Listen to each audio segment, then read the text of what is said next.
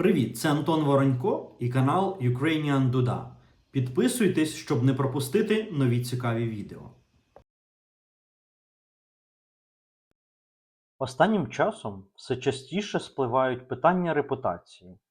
Яка репутація у політика чи політикині перед та після виборів? Яка репутація у блогерки чи блогера, коли вони висловлюють свої думки з того чи іншого приводу? Яка репутація країни на міжнародній арені чи в уявленнях пересічних громадян? А чи замислювались ви колись, що інструменти також мають свою репутацію? Ви чули, що ця Дуда пропищала на виступі міністра. Це точно відписка. У 1924 році світ побачила книга Клементія Квітки «Професіональні народні співці та музиканти на Україні», в яку входив опитник для збору інформації про народні інструменти та їхніх виконавців.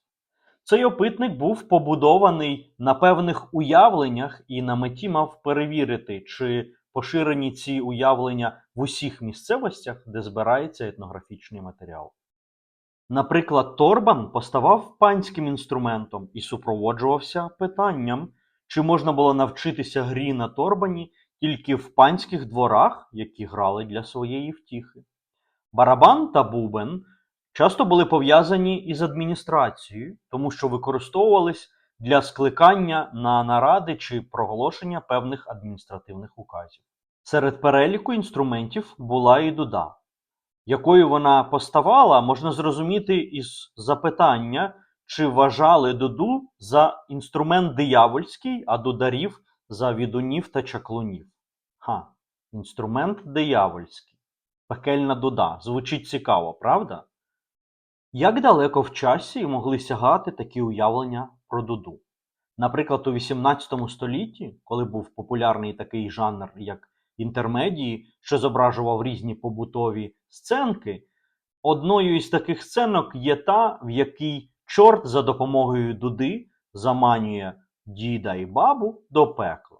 Підемо ще далі. На межі XVIII і XVII століття відомий поет Клементій Зиновій у своєму вірші «О дударях, що в дуди іграють» написав такі рядки. «А барзі й дуда здавна подобно проклята, щоб от благословенних она була отнята.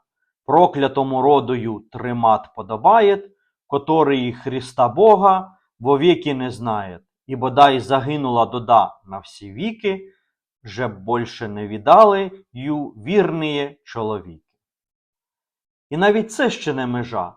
Ось згадки про дуду із рукопису XVI століття, який називається «Іже в святих отца нашого Іполіта». «Слухи ваша створих вже слышали божественна писання, ви ж тих к пісням бісовським уготовасте, і когоуслем, і міху». Тут, власне, під міхом і розуміють дуду. Додатково, впродовж всього цього періоду, з 16 по 18 століття, ілюстрацією можуть служити зображення дуди з ікон страшного суду, де вона є неодмінним атрибутом пекла. Відповідний антураж присутній – пекельний вогонь, чорти. Це можна побачити, наприклад, ось тут, чи тут, або ось тут, і ще багато де. Чим же провинився цей інструмент? Можливо, він просто потрапив в погану компанію? Знаєте, як часто судять про людину, про те, в якій компанії вона ходить. Давайте ширше поглянемо на той контекст, у якому з'являються згадки про дуду. Наприклад, той же рукопис 16 століття, який ми вже згадували, говорить ось таке. «Нозі, кам во уготовання Євангелія міра, і в церквах, і домах святих моїх овчені шествовати. Ви ж бо в блудці і прелюбодійства, і в позоріща, і в плясанні, і в киченні на овчиста тих тещі». Вже тут ми можемо побачити згадку про нозі, які хочуть іти в плясання. Ось що, наприклад, далі йде у вірші Клементія Зіновієва. А іж не от християн праві явилася на світ, не годило б ся її християнам іміт, і не тільки дуд, але хоч би і ігр жадних, бо будять блудную мысль в человецах жадних, мощно б і без ігр в славу Бога повеселить, і всі душевредные ігри іскоренить. А корчемные ігри похвали негодні, бо тільки своєвольним людям вони вгодні. В цьому контексті під іграми розуміються розваги загалом, і так само можуть бути танці чи плясання зокрема. А ось що ми знаходимо в тій вже згаданій інтермедії про чорта, бабу і діда. Напіжеша арішко, та й потанчуєм, відлих людськості, щоби і пожартуєм. Не маємо ж дударя, щоби нам тільки жаграв, а ті би і жо мною хороше пошкакав.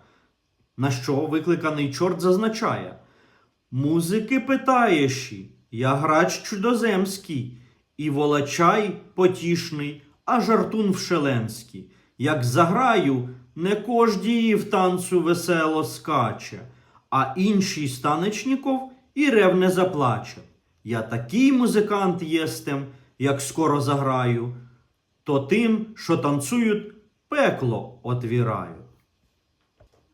Коли ж захочемо ілюстрацій, то побачимо, що дударя оточує шинок, а він, власне, грає до танцю. Як отут, ось тут. Ви зрозуміли. Ти думаєш про вечірку 20-х? І я думаю про вечірку 20-х. Але є нюанс. Танці і загалом ігри, тобто розваги, були не дуже шановані впливовим на той час духовенством. Ось що, наприклад, ми можемо прочитати в полемічній літературі. На початку 17 століття Іван Вишинський писав таке: «На Георгія Мученика, праздник дьявольский, на поле изошедший сатани офиру, танцами и скоками чините, разорите.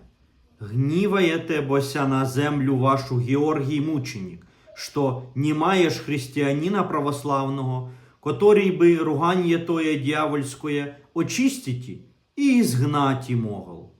Або «А для того, видевши иж тую игру, вашей милости скачете, которые ноту дудка дьявол вашим милостям заиграл, отповедати на басни не хочу.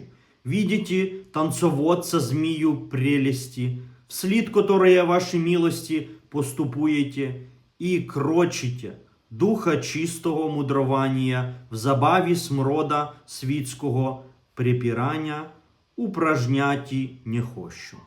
Могло це переходити і в цілком інституційний тиск та заборони, як от, наприклад, універсал Івана Скоропадського 1719 року, який забороняв вечорниці та інші збори, тому що, збираючись туди по ночах, купалі справують ігрі, танці і піятики.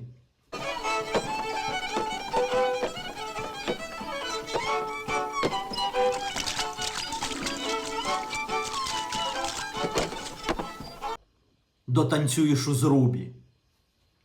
А пізніше вкорінювались у забобони, як то згадані у книгі Шейковського «Бит Подолян» 1860 року звичаї.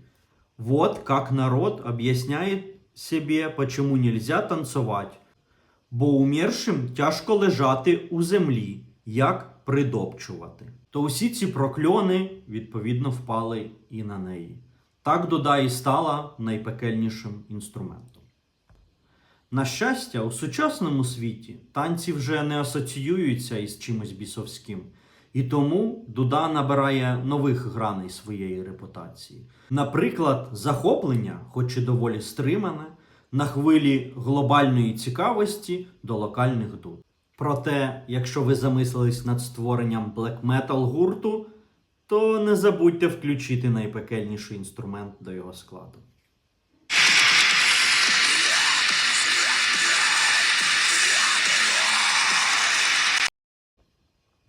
З вами був Антон Воронько і канал Ukrainian Duda. Підписуйтесь, ставте дзвіночок, на вас ще чекає багато цікавого.